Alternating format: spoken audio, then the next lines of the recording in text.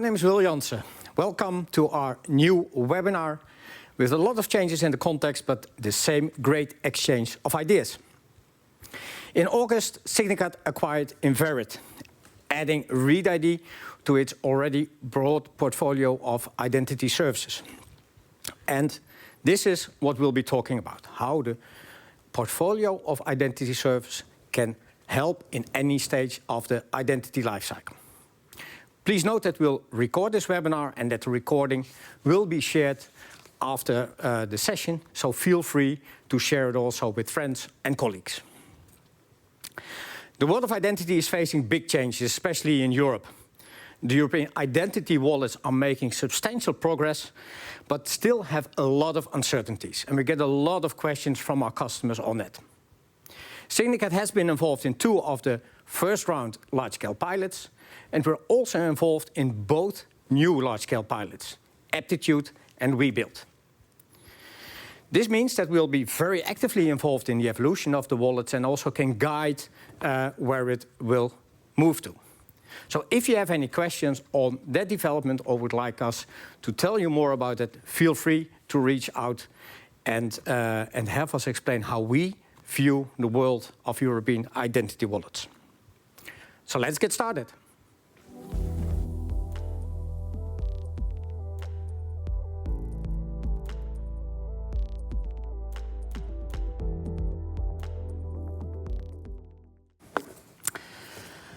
Welcome to our webinar on stopping identity fraud with NFC. We have a great lineup today again with 2 of my Signicat colleagues, but I'm also very pleased to welcome Morten Stalheim, product manager at Stø, who is joining us from Norway. Morten will explain how Stø strongly reduced fraud as well as cost for account recovery later in this webinar. Here at the table we have Thomas Osinga, tribe lead identity proofing. He works in our Trondheim office, but actually he studied here in Enschede where our studio is. So he's kind of a trip back into memory lane. And the other guest is a regular guest in our webinars, Maarten Wegdam, co-founder of Inverit and currently director of ReadID. Today we want to give you more insights in the different means of identity verification and how they prevent fraud and how well they fit in different stages and different use cases. I would like to start with Thomas. Thomas, can you please give your view on identity verification in the different stages of the identity lifecycle? Yeah, thanks for having me here. Yes, of course. Before we dive into the topic of today, NFC, chip verification, let's focus a bit on not only the solution, but also the problem we try to solve. So the customer problem, or what we call the use case in our technology industry. At Signicat, we focus on 3 use cases, which are all centered around digital identity. So let's start with the one on the top, onboarding. Here of course, you have a new customer walking into your shop, so to speak. You need to identify the customer remotely then, of course, in our case. You need to understand their desires, their needs, so which product the customer wants to buy. And in some cases, you want to assess the risks associated to the customer, credit risk, for example, or fraud risk. So once that customer has been identified, then we move on to the next stage, ongoing access. So basically, you give that customer, once the customer is onboarded, let's say, a membership card, so that the next time the customer comes in, you recognize the customer, you can display the relevant information to them. They don't have to go to the whole onboarding process again. And this is also where the topic of today, account recovery, fits in, because if the customer loses that membership card, so to speak, you don't want the customer to go through the whole process again. You want an easy recovery process in case the customer loses that membership card, so to speak. And then the final use case is on the left bottom, signing and consent. So here you want to track the consent of the customer, so the agreement you reached about delivery of a service or a product. And then the special thing is that both bottom use cases, so both the signing consent and the ongoing access or authentication, are of course linked to the core identity which you collected during onboarding. So that's very important. So if we zoom in on that identity which you collected during onboarding, and I'll go to the next slide, then, well, first it's important to say that, of course, in Europe, most of our audience will probably recognize that established identities like Bank ID, which we will learn more about later today, are really becoming the de facto standards in Europe, encouraged, of course, by the EU, by the top key introduced, the EU Digital Identity Wallet. But let's say if a customer doesn't have such an established digital identity already, then you need to establish that identity from scratch. And one way to do that is, of course, to use then the ID document as issued by a government institution. And this picture tries to summarize then the options you have when it comes to ID verification via documents. So on the left, you see document verification, which can be done optically via OCR. You extract the attributes, name, date of birth from the outside of the document. Maybe you do an authenticity check on the document via video. You check the hologram, for example. Or, topic of today, you check the data from the chip, both the data and the document integrity or authenticity. The next step is holder verification. There you check, of course, that the person behind the screen is the same as the one on the document. And you check that the person behind the screen is a real person. So you can challenge the person by, for example, asking them to move their head or maybe to say something, collect audio evidence. And then I move to the bottom. There's like some orchestration functionality, as we call it. So fallback and step-up handling. So, for example, if you prefer NFC verification, but then if the document doesn't have a chip, then you can move over to optical fallback. There's manual review there, both for in some cases it's a regulatory requirement for optical verification that you have a human pair of eyes double-checking the evidence. But it can also contribute to quality. And then finally, technical integration is important. The solution needs to fit seamlessly into your business process, into your app or your website. So that's also a very important aspect. And then finally, on the right, we call it the add-ons. So basically customer needs, which we usually see in our customers on the customer side. So the evidence needs to be stored. If there's any fraud, then you would like to get a warning about it.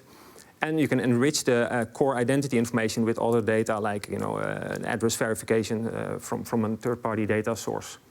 So this is like the menu of options you have when it comes to ID document verification. And then the question is, of course, how do you choose from the menu? Then it's important to maybe understand the challenge here. It's the typical user conversion versus security and compliance challenge. So, and this is probably nothing new for most people in the audience, but if you make it easier for the end user, then maybe you lower the security and vice versa. So that's a typical challenge. So how do you choose? Well, maybe the first step is to say, okay, let's identify the must-haves on both sides of this slide. So maybe you want to onboard in an app or you want to onboard via web. Well, that can give you some restrictions, or you need to comply to certain local AML regulations that can give you some restrictions. So that's step one. And then for the remaining options, which are still compliant or fulfill your needs on both sides, so to speak, then you can move to the middle and then try to find the right balance in how much risks you're willing to accept and end user conversion. So you can say, okay, I want the the front door to be opened very easily. Maybe some fraud will come in, but I will detect it and then I will mitigate it afterwards. Or the other way around, that front door should be very hard to open, and well, we know fraud, but and I accept the fact that maybe I will lose some conversion or I'll lose some customers. So that's basically that's the theory, and then of course the question is how does the topic of today, NFC, fit into this model? So what are the typical challenges and characteristics? So I think over to you, Maarten. Yeah, you. Thomas mentioned the menu. I know you're a very good cook, so I'm interested to feel the flavor of NFC in this menu. Okay, so I'll try to do my best. So let's start a little bit with the security part of this, right? So fraud prevention and security is, of course, a basis condition to do anything in our sector.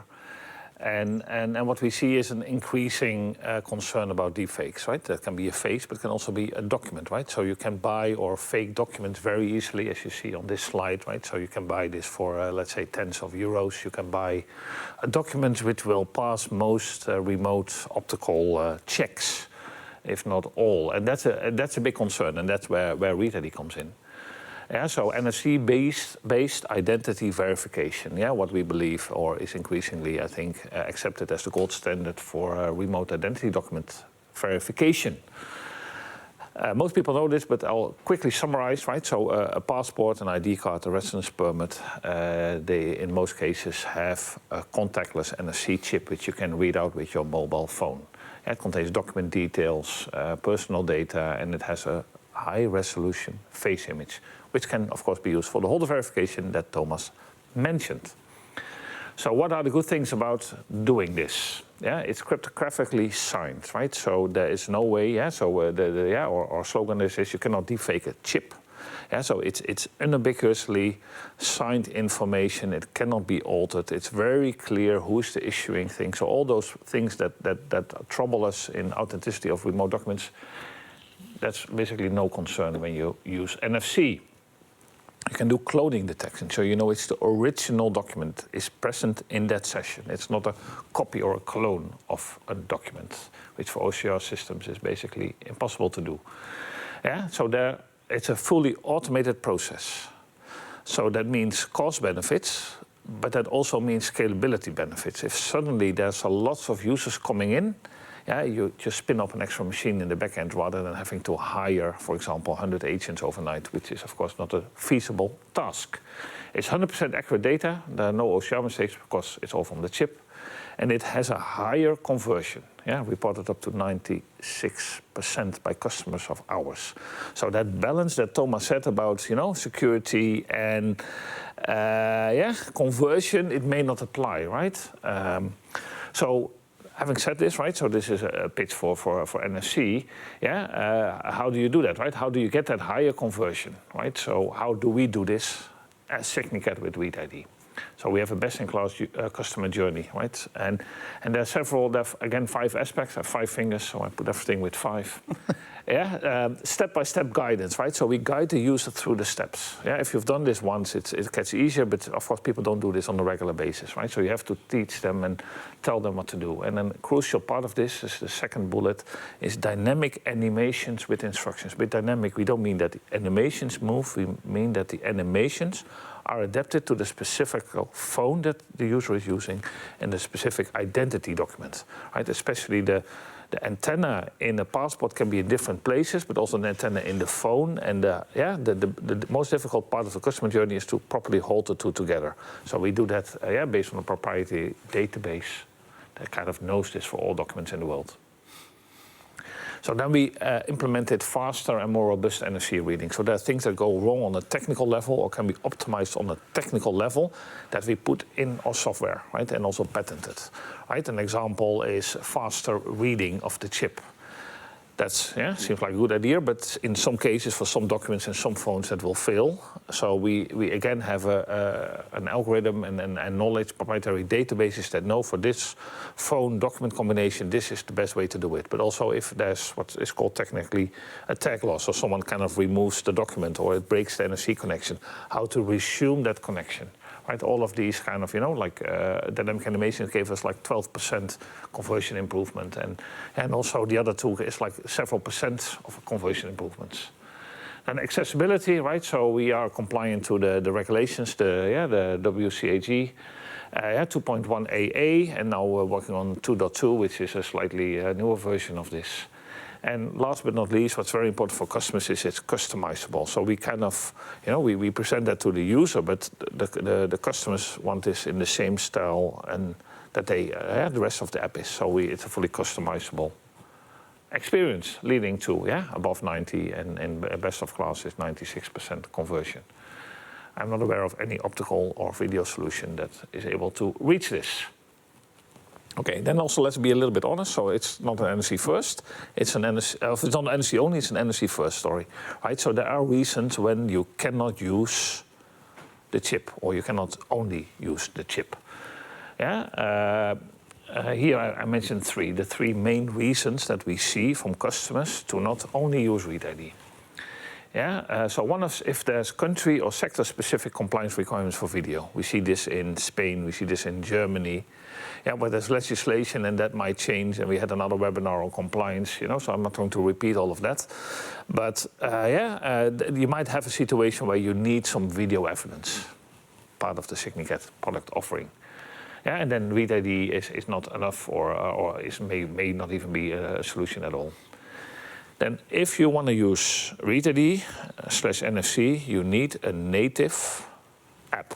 So you need a mobile app on the phone. That always creates friction, right? Customers that have an app, they don't care because they want users to be in that app, but customers that don't have an app, they see this as friction. That especially applies for Android. Because for iOS, for iPhones, you can basically work around that, which is shown in this video. Yeah, so this is a user holding, scanning a QR code, and you get like a pop-up without installing the app. So on the technical level, it's a native app, but from the user perspective, they don't know. They don't have to go to the App Store. They don't have to do anything. They can still use on iPhones NFC and have a web experience on a mobile phone. Of course, on a laptop, it doesn't work. Then last but not least, is non-chipped identity documents. And that's, I think, in reality, the biggest reason not to use ReadID is because the document doesn't have a chip. Yeah, and to show you a little bit on what documents do and do not have a chip, these are views of the ReadID coverage. There's a summary white paper on our website, and for customers also a detailed white paper on this. Yeah, that explains per country, per generation documents which do and do not have a chip. But you see here, green is good, right? Gray is bad. A very dark gray means that there's no such document in that country. And you see that most countries' passports is kind of okay-ish, right? But when you get into identity cards, that's typically European pay, and residence permits is also basically always okay. But some identity cards in some parts of Europe are not suitable. And of course, there are always users who do not have a government-issued identity document at all. So you have to do something different for that. Be aware that in the EU, it's mandatory to have chips in identity documents, residence permits and passports, right? So a country not doing that, right? And then basically all countries are now adopting those. There are just some countries which still have a few valid identity documents without chips. To kind of close this up, so we can go to the main act, which is over Morten. So what are reasons to do NFC, right? No fraud, you cannot defake a chip. It's IDAS high compliance. It scales because there are no human agents. It has a better customer journey and a higher conversion and 100% accurate data. Why not to use NFC? If there's country-specific compliance requirements or sector-specific, if you have a web experience, especially on Android, or if you have identity documents without a chip, right? And then the good news is, and that's, I guess, the strategic reason why, we were acquired by Signicat is, Signicat platform does it all, right? So when ReadID is not the appropriate solution, we have other solutions in our platform, as Thomas explained, that can solve the remaining use cases. Thank you, Maarten. By the way, if you have questions, feel free to share them. We see first questions coming in. We'll handle them after the short presentation by Morten. So keep them coming, and we won't forget you. But let's now see how these dilemmas for choosing the right IDV technology worked out in practice for Stø.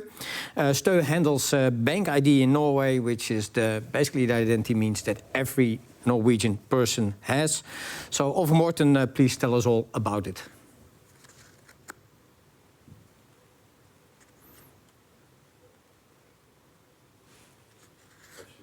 There's no audio.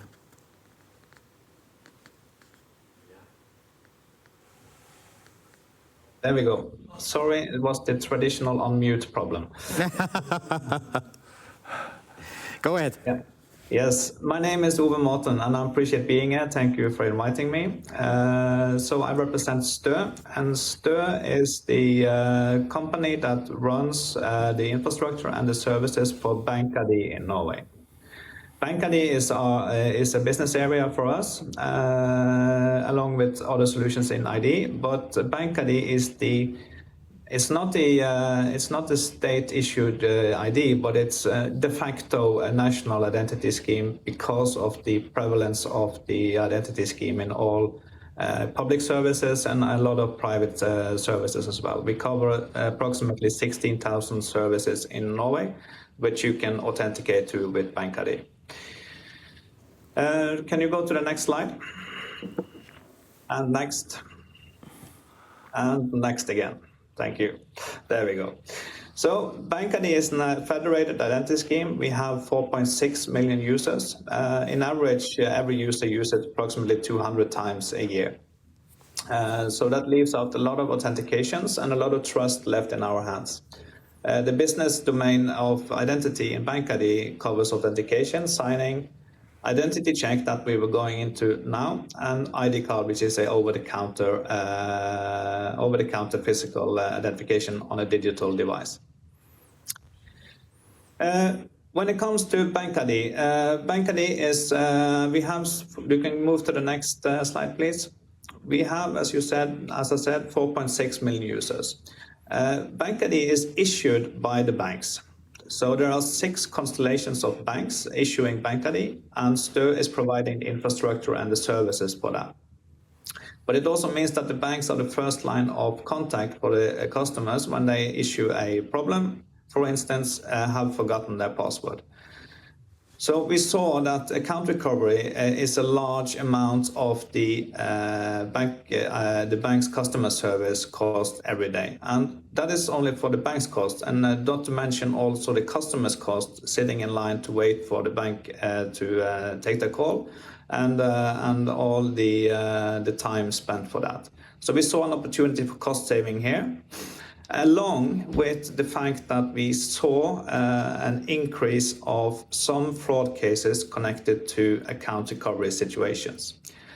So our prime target was to reduce the cost, increase the usability for the end user, and to take away the fraud opportunities for the fraudsters out there. So we went into the thinking booth in 2023, and alongside having worked with both Invarid and our biometric partner iProve with ID Check for a long time, we saw this as an opportunity to use NFC-based authentication along with biometric authentication of that proof to govern for the identity verification to do account recovery. The process is quite sweet. If we move to the next slide, please. As already explained by Morten here, we do a scan of the document along with a biometric comparison. So first, in Norway, our trust framework there allows us to use Norwegian passports and national ID cards for doing administration of your BankID. Because these cards also contain a national identity number, which fixes your documentation to what person you are in Norway, which is quite valuable when it comes to the digital world. So you choose your document type, you scan your MSZ and then your NFC chip. We get then a documented, cryptographically verifiable proof or document, which is treated as a claim of who you are. And to authenticate that claim to you as a person, we need to do a biometric comparison of you sitting in front of your phone and the photo that is contained within the NFC chip. In Norway, we don't have any identity cards there's no longer valid identity cards or passport that doesn't contain a chip. So for us, the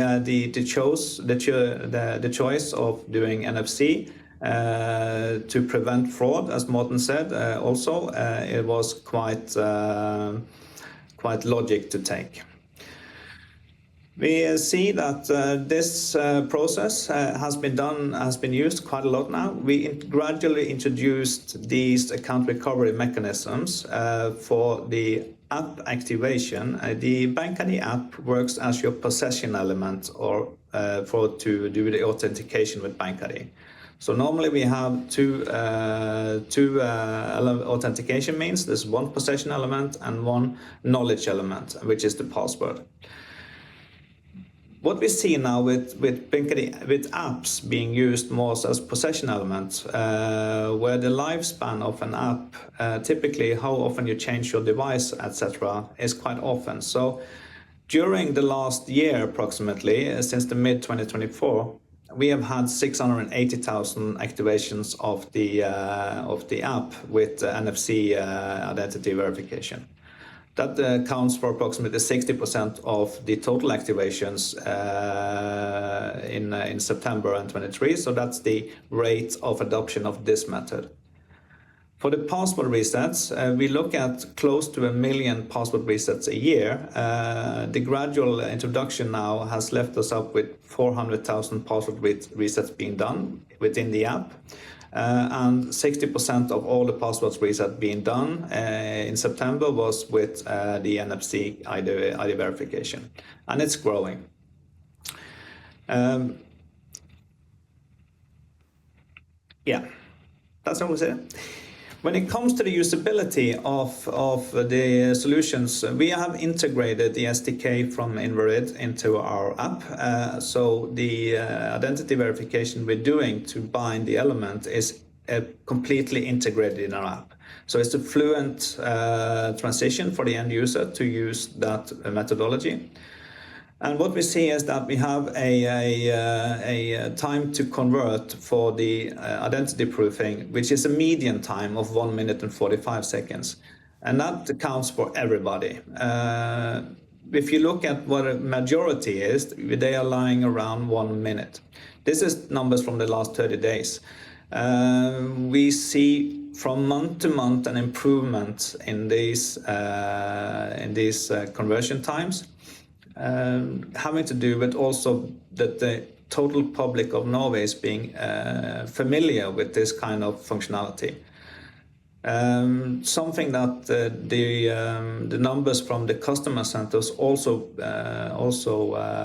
states is that they have no or very few customer calls needing to have help with this method of activating their app or resetting their password. So you can move to the next one. There we see the experience so forth, and this is also looking at the same kind of triangle that Thomas showed, where we have the cost efficiency taking into account both the cost for the end user and the cost for the issuer of the bank ID, along with the security aspect and the usability for the end user. The fraud is, as expected, 0% on this account recovery mechanism. We do also have a quite extensive anti-fraud system that detects these things. So we can put we can say that is a verified claim that there is 0% fraud on this account recovery mechanism. And that's, bear in mind, 1 million transactions being done with this. The customer center at the banks, some do report that they have a 35% decrease in the total numbers of calls regarding bank ID. That is a huge amount of time saved for the bank's customer service, where they can spend the time on doing banking rather than hygiene factors for the identity solution. And as you can see, the conversion the conversion time is low, it's smooth. Conversion rates also exceeds expectations, and we have a high numbers of conversion rates also amongst the seniors, which was one of our concerns when we launched this method for account recovery. We've done some measures to mitigate that, and we see that there are a higher dropout rate amongst the seniors, but it's not substantially higher, and there are also other reasons for that. Great story, of more impressive numbers also that you shared. So we'll deep dive maybe into a few of the aspects of the use case later on. But I first would like to dive into a few questions because I'm losing track of all the questions coming in almost. Few questions on the technical side of NFC reading. So Danielle from the UK asked more about, well, how does it work on Android phones? Because you said it works not so good on Android phones, but what did you mean with that? So I mean, the iPhones have that app clip concept, meaning that a user does not have to install an app to use ReadID. On Android, you always have to go to the Play Store and install an app. So it works perfectly on Android once you've installed the app, and it's not significantly different than on iPhones. So I just referred to the aspect of having to install an app for Android, which in some cases is unwanted. Yeah, and related to that, there was a question if a customer can also integrate that ReadID functionality into their own app, so that you know. That's our preferred option. Yeah, so if a customer has an app, like BankID did, I think brilliantly. Yeah, so install it and make it part of the app, so that so we have fully a white label solution, right? So the user should not and does not need to know that there is something from ReadID Signicat in there. Yeah, it should be fully integrated. But we do have the option of what we call ReadID Ready, so a ready-to-use app for customers that don't want to implement their own app, or while they're implementing their own app, they have something to kind of tie them over. As an alternative to integrating in their own app. Okay. Thomas, a question for you from Frederick from Stockholm. It's about the moving from the, let's say, the first, the core identity to authentication. He asked, well, would it be possible to only use, for example, face recognition at a later stage instead of also doing the document scanning? So where do you see the trade-off there? Yeah, absolutely. I think this has to do with a number of factors, right, for the account recovery. So you can use one factor, like the ID document, which is basically a token, you could say. I called it the membership card, right? So it's a backup membership card, you could say, in the physical world. But you could use the face as well. So then it's not something you have, but it's something you are. Or you can use both, like in the case of BankID. So yes, absolutely, there are different ways to do this. Yeah. Are there different? Probably every choice has a consequence. Do you think they're also similar on the GDPR because you need to store stuff? Maybe. Yeah, absolutely. I think also maybe even though this is less regulated, like if you take KYC and AML, so the initial identity proofing during onboarding. Some countries really hard code that in the law, like which remote identity methods are allowed, how should you do that? Maarten mentioned video being requirement in some countries, for example. But with onboarding, I think the regulations are less specific. Would be an interesting question to BankID, actually. How did your regulator react to this? Did you have? I think you asked maybe for a review from their side, or not? For Morten? Yeah. This methodology is self-declared within the European the 1502 document from the Norwegian law. It's stating the identity level of assurance requirements. So we have, of course, noted this to our regulated authority, and then they have not asked for any more revision on that solution. And you must remember that this is not for onboarding. We have prior knowledge of the customer as well, so it's for binding of the authenticator means. So onboarding is still a exciting question at times for EID of type high. Yeah. One other question in the chat is also on the safety of, for example, Norwegian identity cards. So Cyprian asks, how safe are those chipped identity cards? Maybe it's for Maarten or for Morten. One second. Yeah, over Morten, you go. Are your identity cards safe? This is where I'm really happy that we have premium vendors that can help us with the details of this, because we could possess all this technical knowledge ourselves, and we do to some extent, but we really rely on Inbred to help us on Signicat is and ReadID SDK. I'm a bit confused now. To help us with the document verification, which is their primary objective in our solution. Yeah. And to add a little bit on that, so thank you for the compliment, is that identity cards in the core are not more or less secure than passport chips, right? So on the chip level, they are different, but not that much, and on the security level, fully the same.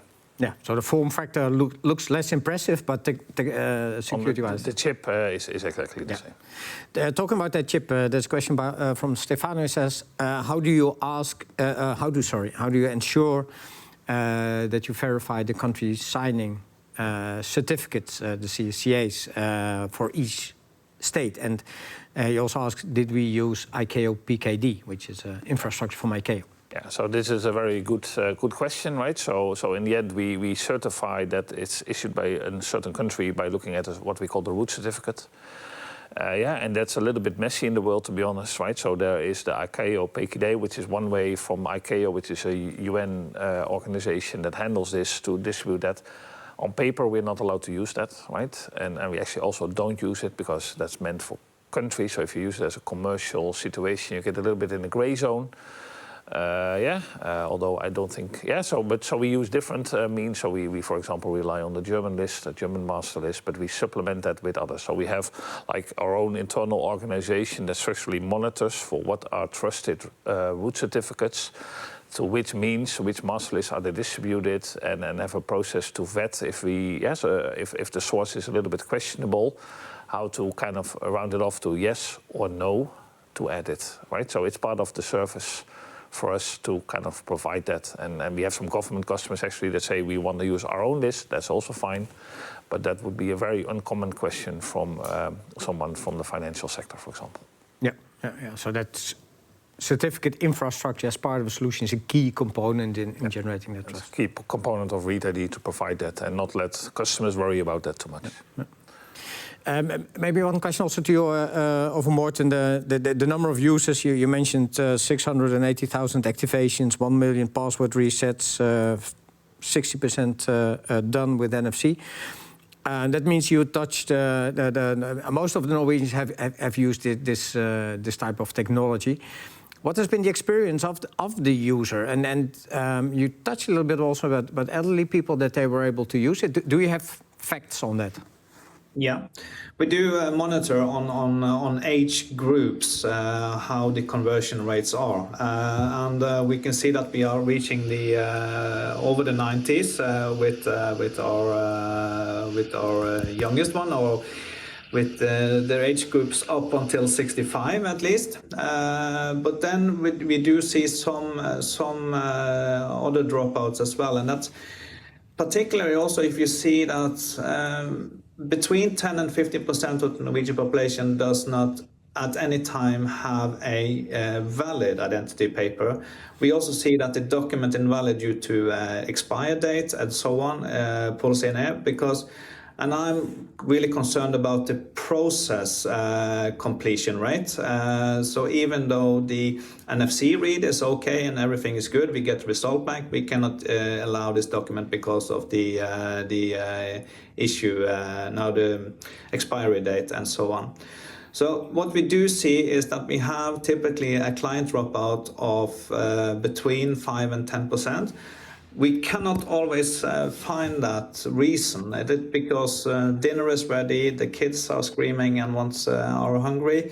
We don't have a full overview of that part of it, but the completion rates up until 65 is around the 90%. So it's pretty good. Yeah.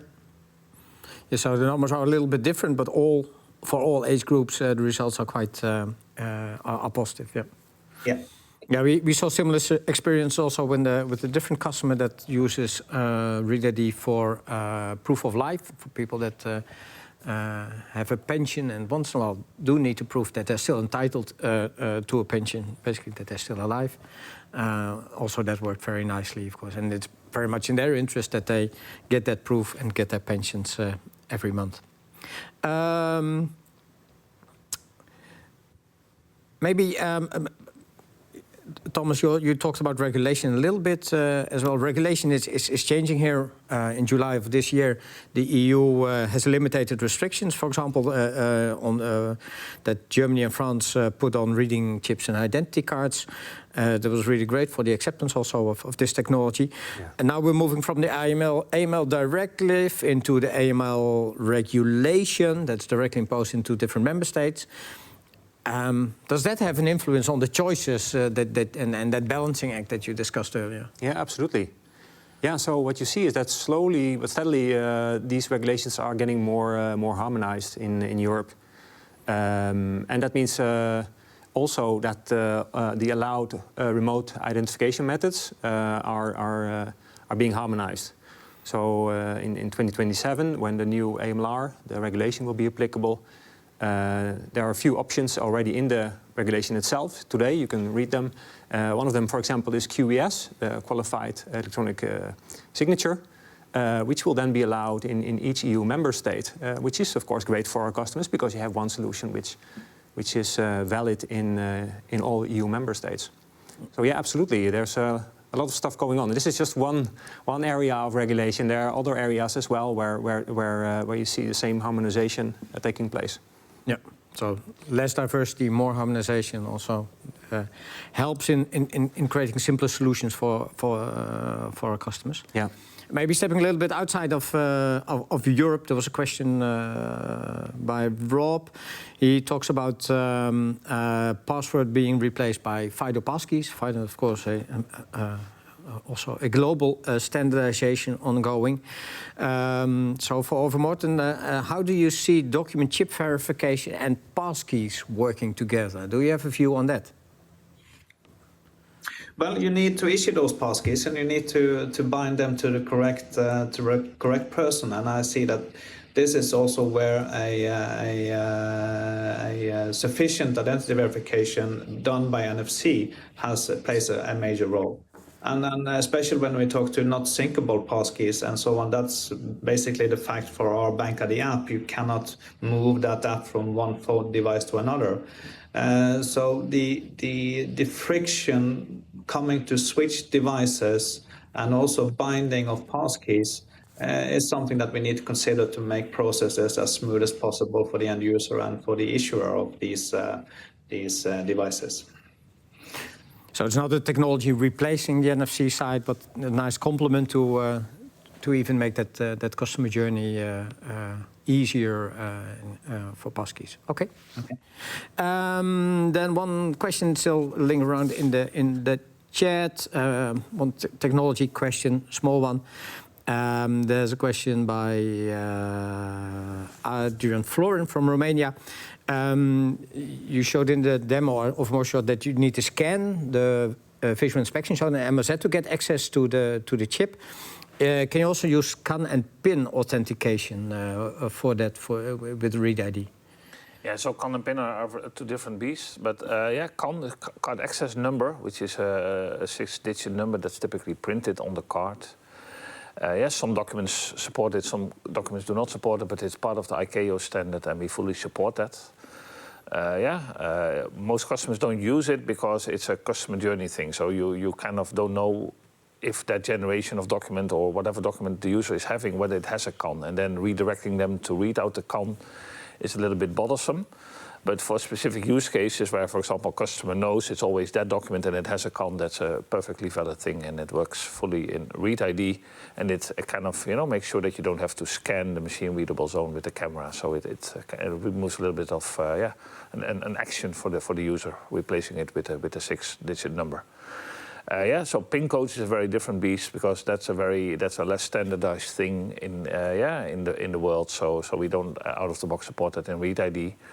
It differs per country, and many countries also, if they have it, then people don't, like in the Netherlands. So you have it on your driving license. You still have to meet the first person that ever used it. So it's not a very popular thing to do. We welcome customer use cases that really want to get on this and look how we can support them. Okay. So CAN well supported, PIN less popular, and and therefore very fragmented view. Yeah, which is again opposing, let's say, the more consolidating or harmonized strategy that you have with the new directive, but also with NFC technology in general. Thank you for Morten. Thank you, Maarten and Thomas. Before we end this webinar, we're close to 10:45. We would like to wrap up with some news from Signicat.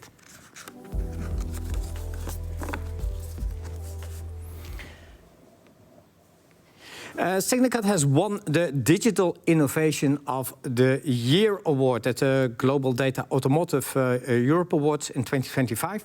That was for our work with BMW Group and Mini.